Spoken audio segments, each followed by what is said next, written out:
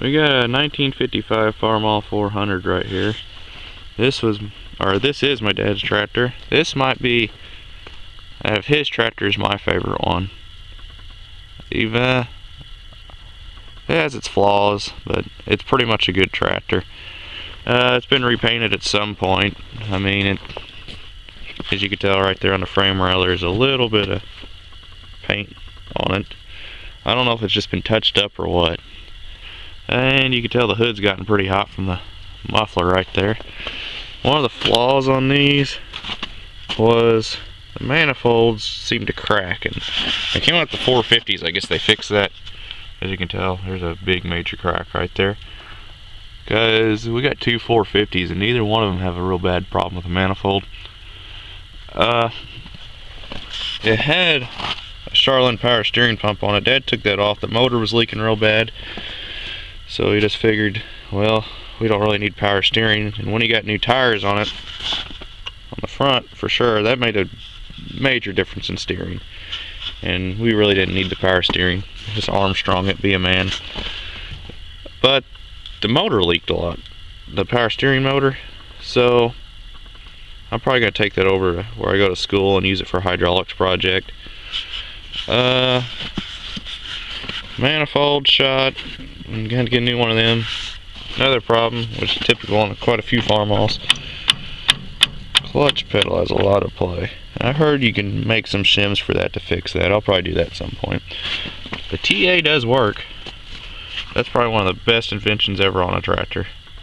I've been told when the Super MTA came out, they almost outlawed them from a lot of pools just because they had that. And I guess those old Oliver 88s, Super 88s, they said they won a lot of the pools back in the day. And they came out with that Super MTA and they had some competition then. That would have been in '54, was the only year they made the Super MTA. As you can tell, it's kind of dirty, but little dirt never hurt. Probably could fix the leaks on it, clean it up, and just use it. It came from Muscuda International Harvester dealer, and Muscuda Equipment's actually still a dealer. It's Case IH now, but it's still out there. It's actually pretty straight. I mean, there's a few dents here and there. There's one in the grill, one up here on the nose cone, but it's pretty straight.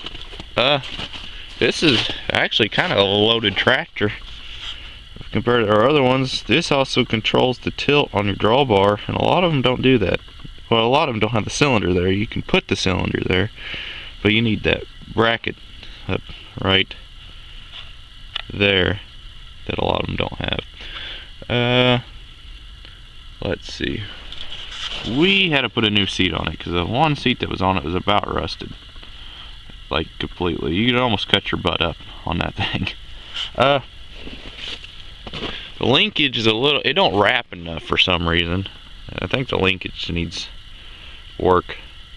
The funny thing is about this tractor is my dad is also an electrician. He also works at a prison, but he did a job for an old guy here in town, and he kind of used to wheel and deal on farm equipment and stuff, and Dad asked him if he'd sell the tractor, and he goes, "No, I don't want to sell it." Well, a week later we bought a trailer, and it turned out this thing was in the trailer. So I guess the guy didn't want to sell it a week before, but a week later he's like, "I'm going to sell this."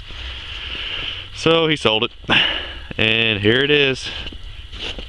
And I actually wanted Dad to go pick it up, and we figured the guy had a drawbar, which he did have a drawbar, but it was sprung, so it wouldn't fit in the hitch, the fast hitch. So my ride on the way home probably wasn't the safest, but I held on. Was standing right there on the axle housing, hanging onto that light and the steering column. That was not the most fun.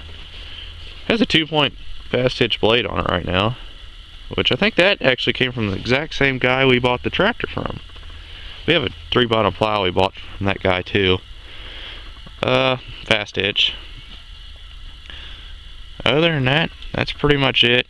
Oh, the PTO kind of has a little bit of a wobble in it, so it must have gotten a bind somewhere. This is something I think is kind of neat.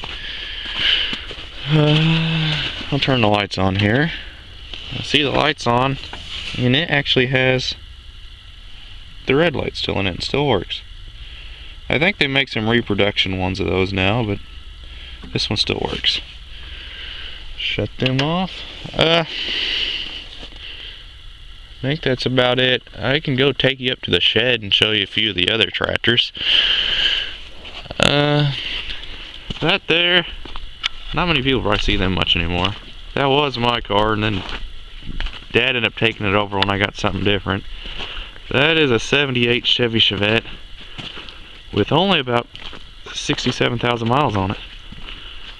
And it's in real good shape, except for that passenger, or well, rear door handle.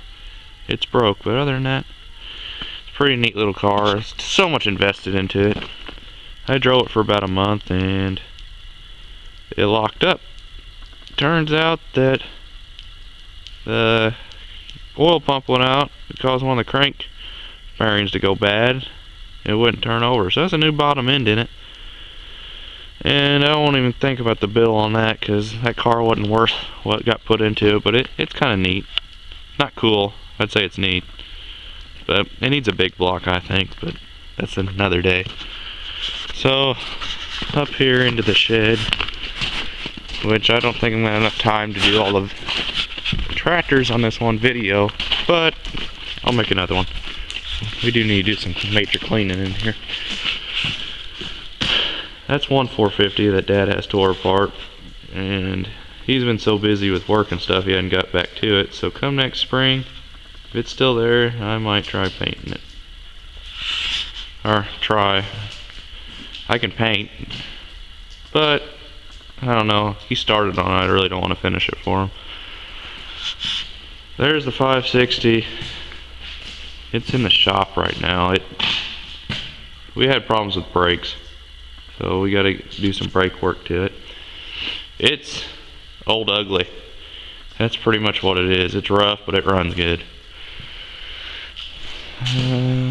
I'll go over here to Dad's other tractor. Dad's 450 is a 57, and the 560 is a 61. And we'll go back over here. This is the first tractor Dad ever painted and bought. It's a 55 300 utility, and it was actually painted wrong when we got it, but that was before we really started collecting international. He paid $3 grand for this tractor, and it came with a loader, a bush hog, a little wagon, let's see, and a blade, which I thought that was a pretty good deal, all that stuff. It has a fast hitch on it also. Pretty much all our tractors that have a fast hitch have them. This one actually I think has a later style fast hitch from like a 350. So it might have a straight drawbar on it at one time, but it has a fast hitch now. Something else I was gonna say. Oh, all our tractors that have a TA have one except for my 350. It has one, but it don't work. When I was in the first grade, I burnt my leg on that muffler. Well, not that exact muffler, it has a new muffler since then, but underbelly muffler I burnt my leg on, and that was a childhood experience I won't ever forget about. This is the 52H, and it was a cheap tractor, so kind of scooped that one up. It has a 41 rear end on it though. It's a rear end from a different H, and I think that H got in a fire because it's a little charbroiled.